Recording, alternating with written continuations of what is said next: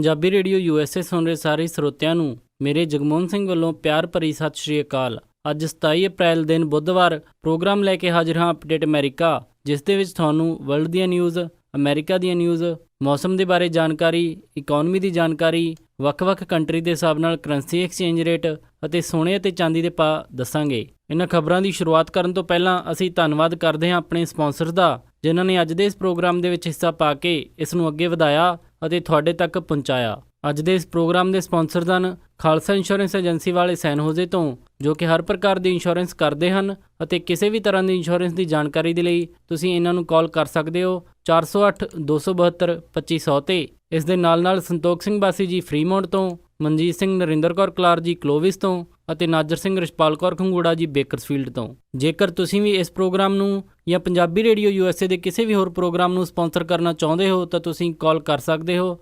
408-722-7698 ਤੇ, ਜਾਂ ਫਿਰ ਤੁਸੀਂ ਸਾਨੂੰ ਈਮੇਲ ਕਰ ਸਕਦੇ ਹੋ ਸਾਡੇ ਈਮੇਲ ਐਡਰੈਸ info@punjabiradiousa.com ਤੇ। ਹੁਣ ਵਧਦੇ ਹਾਂ ਜੀ ਅੱਜ ਦੀ ਪਹਿਲੀ ਖਬਰ ਵੱਲ।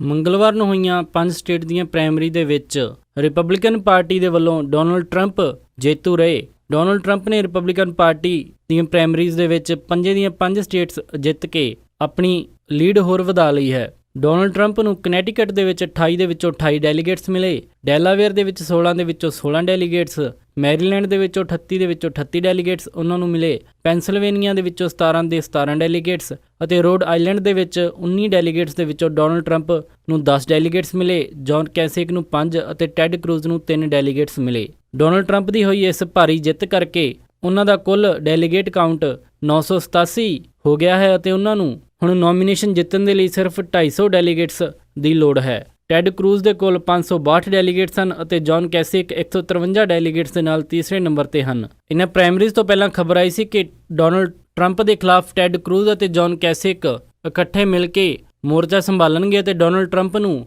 ਇਹਨਾਂ ਪ੍ਰਾਇਮਰੀਜ਼ ਦੇ ਵਿੱਚ ਜਿੱਤਣ ਤੋਂ ਰੋਕਣਗੇ, ਪਰ ਉਹਨਾਂ ਦੇ ਇਸ ਅਲਾਇੰਸ ਦਾ ਕੁਝ ਖਾਸ ਅਸਰ ਪੈਂਦਾ ਨਜ਼ਰ ਨਹੀਂ ਆ ਰਿਹਾ ਹੈ। ਉੱਧਰੋਂ ਹੀ ਡੈਮੋਕ੍ਰੈਟਿਕ ਪਾਰਟੀ ਦੀਆਂ ਪ੍ਰਾਇਮਰੀਜ਼ ਦੇ ਵਿੱਚ ਵੀ ਤਸਵੀਰ ਹੁਣ ਕਾਫੀ ਹੱਦ ਤੱਕ ਸਾਫ਼ ਹੁੰਦੀ ਨਜ਼ਰ ਆ ਰਹੀ ਹੈ, ਜਿੱਥੇ ਹਿਲਰੀ ਕਲਿੰਟਨ ਕੱਲ 5 ਦੇ ਵਿੱਚੋਂ 4 ਸਟੇਟਸ ਦੇ ਵਿੱਚ ਜੇਤੂ ਰਹੀ। ਹਿਲਰੀ ਕਲਿੰਟਨ ਨੇ ਡੈਲਾਵੇਅਰ ਦੇ ਵਿੱਚ 21 ਡੈਲੀਗੇਟਸ ਦੇ ਵਿੱਚੋਂ 12 ਡੈਲੀਗੇਟਸ ਹਾਸਲ ਕੀਤੇ ਅਤੇ ਇੱਥੇ ਬਰਨੀ ਸੈਂਡਰਸ ਦੇ ਕੋਲ 9 ਡੈਲੀਗੇਟਸ ਆਏ। ਕਨੈਟੀਕਟ ਦੇ ਵਿੱਚ 55 ਡੈਲੀਗੇਟਸ ਦੇ ਵਿੱਚੋਂ ਹਿਲਰੀ ਕਲਿੰਟਨ ਨੇ 28 ਡੈਲੀਗੇਟ ਹਾਸਲ ਕੀਤੇ ਅਤੇ ਬਰਨੀ ਸੈਂਡਰਸ ਦੇ ਹਿੱਸੇ ਇੱਥੇ 27 ਡੈਲੀਗੇਟਸ ਆਏ। ਕਨੈਟੀਕਟ ਦੇ ਵਿੱਚ ਮੁਕਾਬਲਾ ਬਰਾਬਰ ਦਾ ਰਿਹਾ। ਰੋਡ ਆਈਲੈਂਡ ਦੇ ਵਿੱਚ ਬਰਨੀ ਸੈਂਡਰਸ ਨੇ ਹਿਲਰੀ ਕਲਿੰਟਨ ਨੂੰ ਮਾਤ ਦਿੱਤੀ ਅਤੇ ਇੱਥੇ 24 ਡੈਲੀਗੇਟਸ ਦੇ ਵਿੱਚੋਂ ਬਰਨੀ ਸੈਂਡਰਸ ਦੇ ਕੋਲ 13 ਡੈਲੀਗੇਟਸ ਆਏ ਅਤੇ ਹਿਲਰੀ ਕਲਿੰਟਨ ਕੋਲ 11 ਡੈਲੀਗੇਟ ਆਏ। ਮੈਰੀਲੈਂਡ ਅਤੇ ਪੈਂਸਿਲਵੇਨੀਆ, ਜੋ ਕਿ 2 ਵੱਡੀਆਂ ਸਟੇਟਸ ਹਨ, ਇੱਥੇ ਹਿਲਰੀ ਕਲਿੰਟਨ ਨੇ ਕਾਫੀ ਵੱਡੀ ਜਿੱਤ ਹਾਸਲ ਕੀਤੀ ਹੈ। ਮੈਰੀਲੈਂਡ ਦੇ 95 ਡੈਲੀਗੇਟਸ ਦੇ ਵਿੱਚੋਂ ਹਿਲਰੀ ਕਲਿੰਟਨ ਦੇ ਕੋਲ 61 ਡੈਲੀਗੇਟਸ ਆਏ ਹਨ ਅਤੇ ਬਰਨੀ ਸੈਂਡਰਸ ਦੇ ਕੋਲ 33। ਪੈਂਸਿਲਵੇਨੀਆ ਦੇ 199 ਡੈਲੀਗੇਟਸ ਦੇ ਵਿੱਚੋਂ ਹਿਲਰੀ ਕਲਿੰਟਨ ਕੋਲ 104 ਡੈਲੀਗੇਟਸ ਆਏ ਅਤੇ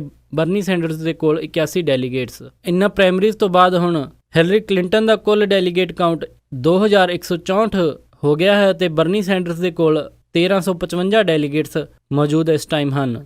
ਡੈਮੋਕ੍ਰੈਟਿਕ ਪਾਰਟੀ ਦੀ ਨੋਮੀਨੇਸ਼ਨ ਦੇ ਲਈ ਕਿਸੇ ਵੀ ਉਮੀਦਵਾਰ ਨੂੰ 2383 ਡੈਲੀਗੇਟਸ ਚਾਹੀਦੇ ਹੁੰਦੇ ਹਨ ਅਤੇ ਇਸ ਅੰਕੜੇ ਨੂੰ ਪਾਰ ਕਰਨ ਦੇ ਲਈ ਹਿਲਰੀ ਕਲਿੰਟਨ ਨੂੰ ਸਿਰਫ ਹੁਣ 220 ਡੈਲੀਗੇਟਸ ਦੀ ਹੋਰ ਲੋੜ ਹੈ। ਸੋ 2016 ਦੀਆਂ ਰਾਸ਼ਟਰਪਤੀ ਦੀਆਂ ਚੋਣਾਂ ਦੇ ਵਿੱਚ ਮੁਕਾਬਲਾ ਹੁਣ ਸਾਫ਼ Donald Trump versus Hillary Clinton ਹੁੰਦਾ ਨਜ਼ਰ ਆ ਰਿਹਾ ਹੈ। ਰਿਪਬਲਿਕਨ ਅਤੇ ਡੈਮੋਕ੍ਰੈਟਿਕ ਪਾਰਟੀ ਦੀ ਨੋਮੀਨੇਸ਼ਨ ਦੀ ਅਫੀਸ਼ੀਅਲ ਘੋਸ਼ਣਾ ਦੋਨਾਂ ਹੀ ਪਾਰਟੀ ਦੀਆਂ ਹੋਣ ਵਾਲੀ ਪਾਰਟੀ ਕਨਵੈਨਸ਼ਨ ਤੋਂ ਬਾਅਦ ਹੀ ਹੋਵੇਗੀ। ਰਿਪਬਲਿਕਨ ਪਾਰਟੀ ਦੇ ਉਮੀਦਵਾਰੀ ਦੌੜ ਦੇ ਵਿੱਚ ਸ਼ਾਮਿਲ ਟੈਕਸਸ ਦੇ ਸੈਨੇਟਰ ਟੈਡ ਕਰੂਜ਼ ਨੇ ਉਪ ਰਾਸ਼ਟਰਪਤੀ ਦੇ ਲਈ ਆਪਣੀ ਰਨਿੰਗ ਮੇਟ ਕੈਰਲੀ ਫਿਓਰੀਨਾ ਦੀ ਘੋਸ਼ਣਾ ਕੀਤੀ ਹੈ। ਟੈਡ ਕਰੂਜ਼ ਨੇ ਇਸ ਮੌਕੇ ਦੇ ਉੱਤੇ ਕਿਹਾ ਕਿ ਜੇਕਰ ਉਹਨਾਂ ਨੂੰ ਪਾਰਟੀ ਟਿਕਟ ਦੇ ਉੱਤੇ ਪ੍ਰੈਜ਼ੀਡੈਂਸ਼ੀਅਲ ਚੋਣਾਂ ਲੜਨ ਦਾ ਮੌਕਾ ਮਿਲਦਾ ਹੈ, ਉਹ ਉਪ ਰਾਸ਼ਟਰਪਤੀ ਦੀ ਸੀਟ ਦੇ ਲਈ ਆਪਣੀ ਸਾਥੀ ਦੇ ਤੌਰ ਤੇ ਕਾਰਲੀ ਫਿਓਰੀਨਾ ਨੂੰ ਆਪਣਾ ਰਨਿੰਗ ਮੇਟ ਚਾਹੁੰਦੇ ਹਨ। ਜਾਣਕਾਰਾਂ ਦਾ ਮੰਨਣਾ ਹੈ ਕਿ ਰਿਪਬਲਿਕਨ ਪ੍ਰਾਇਮਰੀਜ਼ ਦੇ ਵਿੱਚ ਮਿਲ ਰਹੀ ਭਾਰੀ ਹਾਰ ਦੇ ਕਾਰਨ ਟੈਡ ਕਰੂਜ਼ ਨੇ ਇਹ ਘੋਸ਼ਣਾ ਕੀਤੀ ਹੈ। ਰਾਜਨੀਤਿਕ ਪੰਡਤਾਂ ਦਾ ਮੰਨਣਾ ਹੈ ਕਿ ਕੈਰਲੀ ਫਿਓਰੀਨਾ, ਜੋ ਕਿ ਪਹਿਲਾਂ ਰਾਸ਼ਟਰਪਤੀ ਦੇ ਉਮੀਦਵਾਰੀ ਦੌੜ ਦੇ ਵਿੱਚ ਸ਼ਾਮਿਲ ਸੀ ਅਤੇ ਬਾਅਦ ਦੇ ਵਿੱਚ ਉਹਨਾਂ ਨੇ ਆਪਣਾ ਕੈਂਪੇਨ ਸਸਪੈਂਡ ਕੀਤਾ ਸੀ, ਉਹਨਾਂ ਦੇ ਸਮਰਥਕਾਂ ਦੀ ਵੋਟ ਲੈਣ ਦੇ ਲਈ ਟੈਡ ਕਰੂਜ਼ ਨੇ ਇਹ ਚਾਲ ਚੱਲੀ ਹੈ। ਰਿਪਬਲਿਕਨ ਪਾਰਟੀ ਦੀਆਂ ਅਗਲੀਆਂ ਪ੍ਰਾਇਮਰੀਜ਼ ਇੰਡੀਆਨਾ ਦੇ ਵਿੱਚ ਹੋਣੀਆਂ ਹਨ ਅਤੇ ਟੈਡ ਕਰੂਜ਼ ਸ਼ਾਇਦ ਇਹ ਉਮੀਦ ਲਗਾ ਰਹੇ ਹਨ ਕਿ ਫਿਓਰੀਨਾ ਦੇ ਸਮਰਥਨ ਦੇ ਨਾਲ ਉਹਨਾਂ ਨੂੰ ਡੋਨਲਡ ਟਰੰਪ ਨੂੰ ਰੋਕਣ ਦੇ ਵਿੱਚ ਕੁਝ ਕਾਮਯਾਬੀ ਹਾਸਿਲ ਹੋ ਸਕੇ। ਡੋਨਲਡ ਟਰੰਪ ਨੇ ਇਸ ਦੇ ਉੱਤੇ ਟਿੱਪਣੀ ਕਰਦੇ ਹੋਏ ਕਿਹਾ ਹੈ ਕਿ ਇਹ ਇੱਕ ਬਹੁਤ ਹੀ ਘਟੀਆ ਰਾਜਨੀਤਿਕ ਚਾਲ ਹੈ ਜੋ ਕਿ ਟੈਡ ਕਰੂਜ਼ ਨੇ ਚੱਲੀ ਹੈ, ਪਰ ਇੰਡੀਆਨਾ ਦੇ ਲੋਕ ਬਹੁਤ ਹੀ ਸਮਝਦਾਰ ਹਨ ਅਤੇ ਉਹਨਾਂ ਨੂੰ ਇਸ ਗੱਲ ਨਾਲ ਕੋਈ ਵੀ ਫਰਕ ਨਹੀਂ ਪਵੇਗਾ। US ਹਾਊਸ ਦੇ ਵਿੱਚ ਅੱਜ ਇੱਕ ਮਤ ਦੇ ਨਾਲ ਈਮੇਲ ਪ੍ਰਾਈਵੇਸੀ ਬਿੱਲ ਪਾਸ ਹੋ ਗਿਆ ਹੈ। ਹਾਊਸ ਆਫ ਰਿਪਰੈਜ਼ੈਂਟੇਟਿਵ ਨੇ 419 ਦੇ ਮੁਕਾਬਲੇ 0 ਵੋਟ ਦੇ ਨਾਲ ਇਹ ਬਿੱਲ ਪਾਸ ਕੀਤਾ। ਹਾਲਾਂਕਿ ਸੈਨੇਟ ਦੇ ਵਿੱਚ ਇਹ ਬਿੱਲ ਹਜੇ ਪਾਸ ਨਹੀਂ ਹੋਇਆ ਹੈ, ਪਰ ਜਿਸ ਬਹੁਮਤ ਦੇ ਨਾਲ ਇਹ ਬਿੱਲ ਪਾਸ ਹੋਇਆ ਹੈ ਤਾਂ ਇਹ ਬਿੱਲ ਪਾਸ ਹੋਣ ਦੇ ਲਈ ਸੈਨੇਟ ਦੇ ਉੱਤੇ ਵੀ ਕਾਫੀ ਦਬਾਅ ਪਾਵੇਗਾ। ਇਸ ਬਿੱਲ ਦੇ ਤਹਿਤ ਕਈ ਸਾਲਾਂ ਤੋਂ ਚੱਲਿਆ ਆ ਰਿਹਾ ਪੁਰਾਣਾ ਲਾਅ ਬਦਲਿਆ ਗਿਆ ਹੈ, ਜਿਸ ਦੇ ਵਿੱਚ ਕਿ ਅਥਾਰਟੀਜ਼ ਨੂੰ ਹੁਣ ਕੋਈ ਵੀ ਡਿਜੀਟਲ ਕਮਿਊਨੀਕੇਸ਼ਨ ਜਾਂ ਫਿਰ ਈਮੇਲ ਨੂੰ ਐਕਸੈਸ ਕਰਨ ਦੇ ਲਈ ਵਾਰੰਟ ਦੀ ਲੋੜ ਪਵੇਗੀ। ਕੋਈ ਵੀ ਈਮੇਲ ਜੋ ਕਿ 180 ਦਿਨਾਂ ਤੋਂ ਪੁਰਾਣੀ ਹੈ ਉਸ ਨੂੰ ਜੇਕਰ ਅਥਾਰਟੀਜ਼ ਨੇ ਐਕਸੈਸ ਕਰਨਾ ਹੈ ਤਾਂ ਉਹਨਾਂ ਨੂੰ ਪਹਿਲਾਂ ਵਾਰੰਟ ਜਾਰੀ ਕਰਨਾ ਪਵੇਗਾ, ਤਾਂ ਹੀ ਉਹ ਟੈਕਨੋਲੋਜੀ ਕੰਪਨੀਜ਼ ਨੂੰ ਉਹ ਜਾਣਕਾਰੀ ਦੇਣ ਦੇ ਲਈ ਕਹਿ ਸਕਦੇ ਹਨ। ਇਸ ਬਿੱਲ ਦੇ ਸਪੋਰਟਰਸ ਨੇ ਕਿਹਾ ਹੈ ਕਿ 1986 ਦੇ ਵਿੱਚ ਬਣਿਆ ਇਹ ਐਕਟ ਬਦਲਣ ਦੀ ਲੋੜ ਸੀ, ਕਿਉਂਕਿ ਉਸ ਟਾਈਮ ਇੰਟਰਨੈਟ ਬਹੁਤ ਹੀ ਘੱਟ ਜਗ੍ਹਾ ਤੇ ਸੀ, ਪਰ ਹੁਣ ਪੂਰੇ ਵਿਸ਼ਵ ਭਰ ਦੇ ਵਿੱਚ ਇੰਟਰਨੈਟ ਆ ਚੁੱਕਿਆ ਹੈ ਤੇ ਇਸ ਦੇ ਉੱਤੇ ਬਿੱਲ ਵੀ ਅਪਡੇਟ ਹੋਣਾ ਚਾਹੀਦਾ ਹੈ। ਜਸਟਿਸ ਡਿਪਾਰਟਮੈਂਟ ਦੀ ਐਪਲ ਅਤੇ ਮਾਈਕਰੋਸਾਫਟ ਵਰਗੀਆਂ ਵੱਡੀਆਂ ਕੰਪਨੀਆਂ ਦੇ ਨਾਲ ਉਹਨਾਂ ਦਾ ਡੇਟਾ ਐਕਸੈਸ ਕਰਨ ਦੇ ਲਈ ਪਹਿਲਾਂ ਵੀ ਕੋਰਟ ਦੇ ਵਿੱਚ ਕਈ ਲੜਾਈਆਂ ਚੱਲਦੀਆਂ ਰਹੀਆਂ ਹਨ। ਬੈਲਟੀਮੋਰ ਦੇ ਵਿੱਚ 2 ਅੰਡਰਕਵਰ ਪੁਲਿਸ ਅਫਸਰਸ ਨੇ ਇੱਕ 13 ਸਾਲ ਦੇ ਬੱਚੇ ਦੇ ਉੱਤੇ ਗੋਲੀਆਂ ਚਲਾ ਦਿੱਤੀਆਂ। ਇੱਕ 13 ਸਾਲ ਦਾ ਬੱਚਾ, ਇਹਨਾਂ ਅੰਡਰਕਵਰ ਪੁਲਿਸ ਅਫਸਰਸ ਨੇ ਜਦੋਂ ਇੱਕ 13 ਸਾਲ ਦੇ ਬੱਚੇ ਨੂੰ ਇੱਕ ਫੇਕ ਹੈਂਡਗਨ ਲਿਜਾਂਦੇ ਹੋਏ ਦੇਖਿਆ ਤਾਂ ਉਹਨਾਂ ਨੇ ਇਸ ਦੇ ਉੱਤੇ ਫਾਇਰਿੰਗ ਸ਼ੁਰੂ ਕਰ ਦਿੱਤੀ। ਪੁਲਿਸ ਅਫਸਰਸ ਦਾ ਕਹਿਣਾ ਹੈ ਕਿ ਉਹਨਾਂ ਨੂੰ ਲੱਗਿਆ ਕਿ ਉਸ ਬੱਚੇ ਦੇ ਕੋਲ ਸੈਮੀ ਆਟੋਮੈਟਿਕ ਪਿਸਟਲ ਹੈ, ਇਸ ਦੇ ਲਈ ਉਹਨਾਂ ਨੇ ਉਸ ਦੇ ਉੱਤੇ ਫਾਇਰਿੰਗ ਕੀਤੀ। ਪੁਲਿਸ ਨੇ ਦੱਸਿਆ ਕਿ ਜਦੋਂ ਉਹਨਾਂ ਨੇ ਉਸ ਬੱਚੇ ਨੂੰ ਰੁਕਣ ਦੇ ਲਈ ਕਿਹਾ ਤਾਂ ਉਹ ਅੱਗੋਂ ਭੱਜ ਪਿਆ। ਇਸੇ ਸ਼ੱਕ ਦੇ ਵਿੱਚ ਕਿ ਉਸ ਦੇ ਕੋਲ ਅਸਲੀ ਗਨ ਹੈ, ਉਹਨਾਂ ਨੇ ਉਸ ਦੇ ਉੱਤੇ ਗੋਲੀਆਂ ਚਲਾ ਦਿੱਤੀਆਂ। ਉਸ ਬੱਚੇ ਨੂੰ ਹਸਪੀਟਲ ਦੇ ਵਿੱਚ ਭਰਤੀ ਕਰਵਾਇਆ ਗਿਆ ਹੈ ਤੇ ਡਾਕਟਰਸ ਨੂੰ ਪੂਰੀ ਉਮੀਦ ਹੈ ਕਿ ਉਹ ਛੇਤੀ ਹੀ ਰਿਕਵਰ ਕਰ ਜਾਵੇਗਾ।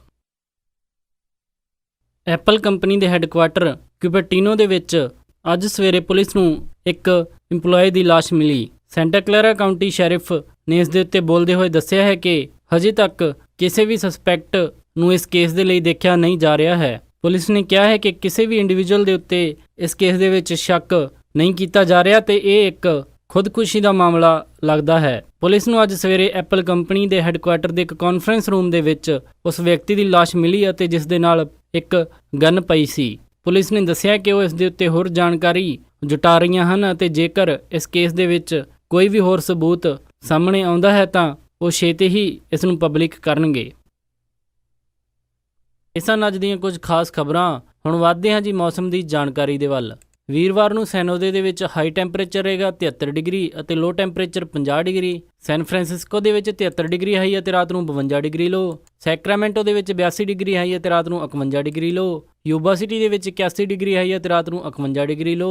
ਸਟਾਕਟਨ ਦੇ ਵਿੱਚ 81 ਡਿਗਰੀ ਹਾਈ ਅਤੇ ਰਾਤ ਨੂੰ 51 ਡਿਗਰੀ ਲੋ। ਟ੍ਰੇਸੀ ਦੇ ਵਿੱਚ 78 ਡਿਗਰੀ ਹਾਈ ਅਤੇ ਰਾਤ ਨੂੰ 54 ਡਿਗਰੀ ਲੋ। ਮੋਡੈਸਟੋ ਦੇ ਵਿੱਚ 80 ਡਿਗਰੀ ਹਾਈ ਅਤੇ ਰਾਤ ਨੂੰ 52 ਡਿਗਰੀ ਲੋ।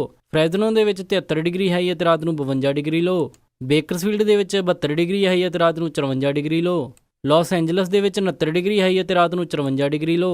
ਟਰਕੀ ਦੇ ਵਿੱਚ 54 ਡਿਗਰੀ ਹਾਈ ਅਤੇ ਰਾਤ ਨੂੰ 31 ਡਿਗਰੀ ਲੋ। ਸਾਊਥ ਲੇਕ ਟਾਹੋ ਦੇ ਵਿੱਚ 51 ਡਿਗਰੀ ਹਾਈ ਅਤੇ ਰਾਤ ਨੂੰ 32 ਡਿਗਰੀ ਲੋ। ਇੱਥੇ ਦੁਪਹਿਰ ਬਾਅਦ ਮੀਂਹ ਪੈਣ ਦੀ ਸੰਭਾਵਨਾ ਹੈ। ਪੋਰਟਲੈਂਡ ਓਰੇਗਨ ਦੇ ਵਿੱਚ 66 ਡਿਗਰੀ ਹਾਈ ਅਤੇ ਰਾਤ ਨੂੰ 46 ਡਿਗਰੀ ਲੋ। ਸਿਐਟਲ ਦੇ ਵਿੱਚ 60 ਡਿਗਰੀ ਹਾਈ ਅਤੇ ਰਾਤ ਨੂੰ 48 ਡਿਗਰੀ ਲੋ। ਇੱਥੇ ਦੇਰ ਰਾਤ ਨੂੰ ਮੀਂਹ ਪੈ ਸਕਦਾ ਹੈ। ਫਲੈਗਸਟੈਫ ਐਰੀਜ਼ੋਨਾ ਦੇ ਵਿੱਚ 46 ਡਿਗਰੀ ਹਾਈ ਅਤੇ ਰਾਤ ਨੂੰ 29 ਡਿਗਰੀ ਲੋ। ਇੱਥੇ ਵੀ ਦੁਪਹਿਰ ਬਾਅਦ ਮੀਂਹ ਪੈਣ ਦੇ ਆਸਾਰ ਹਨ। ਸਾਲਟ ਲੇਕ ਸਿਟੀ ਯੂਟਾ ਦੇ ਵਿੱਚ 60 ਡਿਗਰੀ ਹਾਈ ਅਤੇ ਰਾਤ ਨੂੰ 42 ਡਿਗਰੀ ਲੋ। ਇੱਥੇ ਵੀ ਮੀਂਹ ਪੈਣ ਦੇ 50% ਚਾਂਸ ਹਨ। ਸ਼ਿਕਾਗੋ ਦੇ ਵਿੱਚ 49 ਡਿਗਰੀ ਹਾਈ ਅਤੇ ਰਾਤ ਨੂੰ 43 ਡਿਗਰੀ ਲੋ। ਇੱਥੇ ਸਵੇਰ ਦੇ ਟਾਈਮ ਬੂੰਦਾਬਾਂਦੀ ਹੋ ਸਕਦੀ ਹੈ। ਨਿਊਯਾਰਕ ਦੇ ਵਿੱਚ 61 ਡਿਗਰੀ ਹਾਈ ਅਤੇ ਰਾਤ ਨੂੰ 49 ਡਿਗਰੀ ਲੋ। ਇੱਥੇ ਵੀ ਸ਼ਾਮ ਦੇ ਟਾਈਮ ਮੀਂਹ ਪੈਣ ਦੇ 50% ਚਾਂਸ ਹਨ। ਕੈਨੇਡਾ ਟੋਰਾਂਟੋ ਦੇ ਵਿੱਚ 7 ਡਿਗਰੀ ਸੈਲਸੀਅਸ ਹਾਈ ਅਤੇ ਰਾਤ ਨੂੰ 4 ਡਿਗਰੀ ਸੈਲਸੀਅਸ ਲੋ। ਵਿਨੀਪੈਗ ਦੇ ਵਿੱਚ 13 ਡਿਗਰੀ ਸੈਲਸੀਅਸ ਹਾਈ ਅਤੇ ਰਾਤ ਨੂੰ 1 ਡਿਗਰੀ ਸੈਲਸੀਅਸ ਲੋ।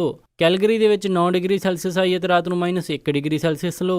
ਵੈਨਕੂਵਰ ਦੇ ਵਿੱਚ 17 ਡਿਗਰੀ ਸੈਲਸੀਅਸ ਹਾਈ ਅਤੇ ਰਾਤ ਨੂੰ 9 ਡਿਗਰੀ ਸੈਲਸੀਅਸ ਲੋ। ਅੰਮ੍ਰਿਤਸਰ ਦੇ ਵਿੱਚ 39 ਡਿਗਰੀ ਸੈਲਸੀਅਸ ਹਾਈ ਅਤੇ ਰਾਤ ਨੂੰ 19 ਡਿਗਰੀ ਸੈਲਸੀਅਸ ਲੋ। ਮੈਲਬਰਨ ਆਸਟ੍ਰੇਲੀਆ ਦੇ ਵਿੱਚ 21 ਡਿਗਰੀ ਸੈਲਸੀਅਸ ਹਾਈ ਅਤੇ ਰਾਤ ਨੂੰ 16 ਡਿਗਰੀ ਸੈਲਸੀਅਸ ਲੋ। ਲੰਡਨ ਦੇ ਵਿੱਚ 11 ਡਿਗਰੀ ਸੈਲਸੀਅਸ ਹਾਈ ਅਤੇ ਰਾਤ ਨੂੰ 4 ਡਿਗਰੀ ਸੈਲਸੀਅਸ ਲੋ। ਬਰਲਿਨ ਦੇ ਵਿੱਚ 11 ਡਿਗਰੀ ਸੈਲਸੀਅਸ ਹਾਈ ਅਤੇ ਰਾਤ ਨੂੰ 0 ਡਿਗਰੀ ਸੈਲਸੀਅਸ ਲੋ।